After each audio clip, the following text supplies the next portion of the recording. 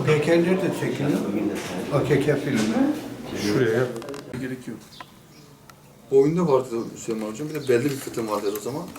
Şimdi televizyonda da işte şey diyorlar işte iyi geldi falan diyor. Yani burada hani şey dışında hacıma de ben hastayı kendim yönlendiriyorum aslında. Hani sana bir endikasyon, bir rahatsızlık şikayeti olmasa dahi hasta hacımak yapılır. Onda problem yok.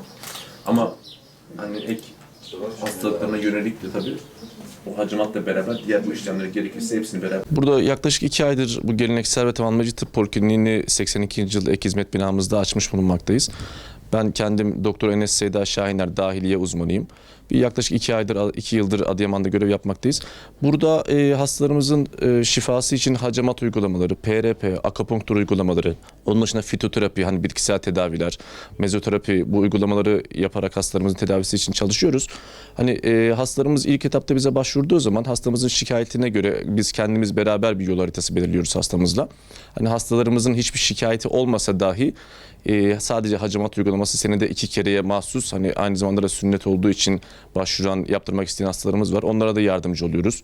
Özellikle bu uygulamaların kesinlikle merdiven altı diye tabir ettiğimiz, hani bu eğitimi almamış, hekim olmayan arkadaşların ya da insanların tarafından yapılmasını tasvip etmiyoruz.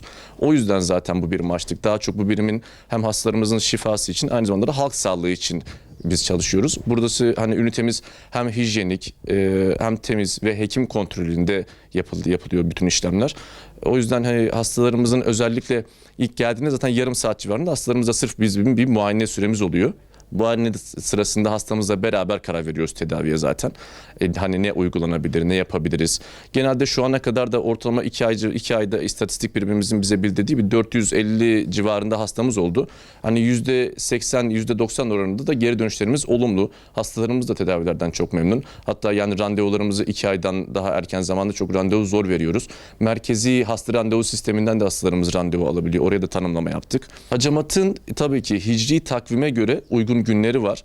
O hicri takvime göre uygun günlerin dışında biz aynı zamanda randevumuzdan bir gün önce de 1 veya 2 gün önce hastalarımızın bir hazırlık yapmasını da istiyoruz. Bunların aynı zamanda hem İslami olmasının dışında tıbbi olarak da mantıklı açıklamaları var. Mesela hicri takvimin uygun günlerinin sebebi ayın çekim günleriyle alakalı. Hani gel git olaylarında bütün denizleri çeken ay insan vücudundaki kanı mı çekemeyecek? Manası da odur.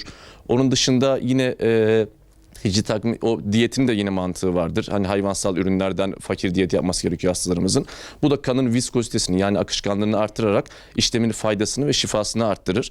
Yani bu uygulamalarımızın hicri takvime göre olmasa da yine hani acil durumlarda hastalarımızın hani şikayetlerinin çok fazla olduğu durumlarda biraz daha hani uygun, daha yakın tarihte de yine randevu verip elimizden gelen tedavileri uyguluyoruz. Ama tabii hani hastamızın esas şikayetine binaen biz bu uygulamaları yapıyoruz ama hastamızın kendi doktoru mesela işte bel fıtığı vardır, boyun fıtığı vardır. Hastamızın beyin cerrahi uzmanı tarafından takiplidir. Biz uzman doktorumuzun da görüşünü alarak hani o modern tıp uygulamalarını da tam ezmeden, burası çünkü alternatif tıp diye biliniyor ama aslında burası tamamlayıcı tıptır. Hani modern tıp uygulamalarıyla buradaki geleneksel uygulamaları biz birleştirerek uygulamaya çalışıyoruz. Hastamızın kendi fizik tedavi, diğer veya kulak burun boğaz takip olduğu diğer doktor arkadaşla da onun görüşünü alarak hastalarımıza, çünkü maksadımız öncelikle zarar vermemek. Onun dışında hastamıza yararımız olabileceği ne varsa elimizden geldiğince burada uygulamaya çalışacağız.